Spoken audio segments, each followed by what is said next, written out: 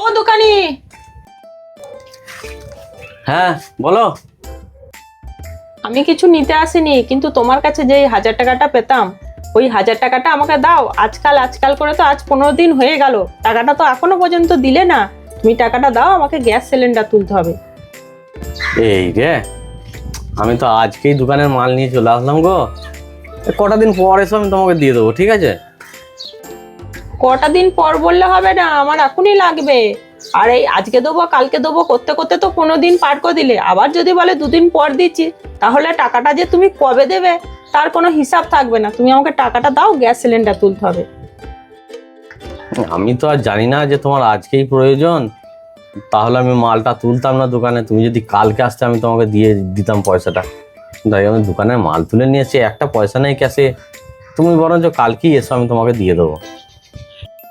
না না, আমি ওসব জানি না, আমার টাকা এখনই লাগবে। এই নাও দোকানদার, তুমি আমার কাছ থেকে 1000 টাকা পেতে, এখন 500 টাকা নাও, আর 500 টাকা পরে দেবো। হ্যাঁ, ঠিক সময় তুমি পয়সাটা দিলে। তুমি আমার কাছে 1000 টাকা পেতে, তাই নাও 500 টাকা।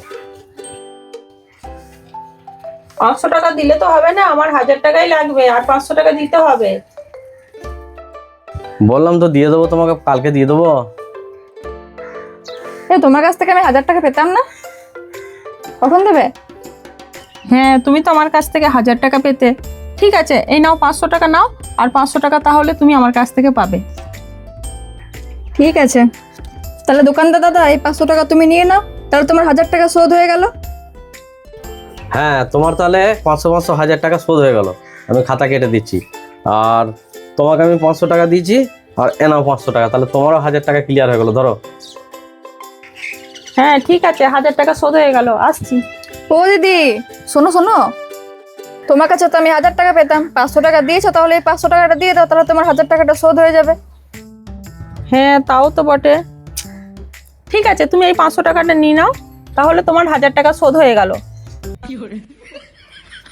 কি হলো কি জানি বাবা, আমাকে আর 1000 টাকা পেতাম, আমার 1000 টাকা শোধ হয়ে গেল, ওরও 1000 টাকা শোধ হয়ে গেল। ও 500 টাকা নিয়েছিল, ওরও শোধ হয়ে গেল। হাতেও কিছু থাকলো না, অথচ টাকা শোধ হয়ে গেল।